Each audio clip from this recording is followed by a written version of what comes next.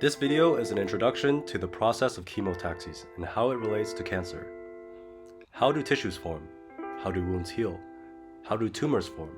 The answer is directed cell migration, the orchestrated movement of cells in a specific direction. By moving in response to external stimuli, cells can move to where they need to be to function the way they're meant to. Because cell migration is relevant in so many biological processes, it is important that they get it right.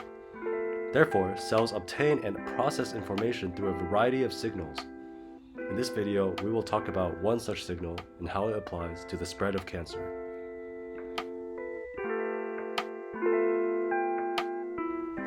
When cells recognize and move according to a chemical signal, they are performing chemotaxis. For example, proteins known as chemokines can populate the cell's living space in a way where its concentration is high on one side and low on another, also known as forming a chemical gradient. Through signaling mechanisms, cancer cells receive information about this gradient and migrate towards areas of higher concentration.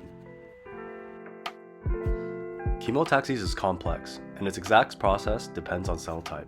However, we can generalize it into 3 steps. The first stage of chemotaxis is chemosensing. Cell surfaces have sensors known as receptor proteins. Molecules known as ligands, floating in the fluid outside of the cell, can bind to and occupy these receptors. At any point in time, the occupation of receptors on a cell floating in a chemical gradient will be imbalanced. The cell can then process this imbalance and move accordingly. In many cases, they will move towards the side of the ligands, meaning that the chemical gradient is formed by a chemoattractant. The second stage is polarization. After chemosensing, the cell physically reorients itself to face towards the source of the chemoattractant. The cell then maintains this orientation as it moves. This often involves a physical change of the cell. An elongated shape resembling a tadpole is common, characterized by a wide front known as the leading edge and a narrow tail known as the trailing edge. We also observe a chemical polarization inside of the cell, where proteins are distributed differently between the front and the back.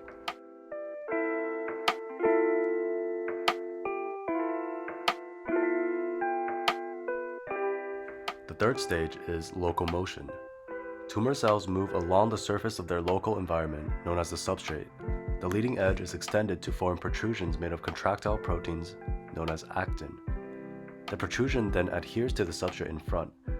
The cell then retracts its trailing edge and detaches it from the substrate. This forms a crawling motion, which is then repeated to achieve movement.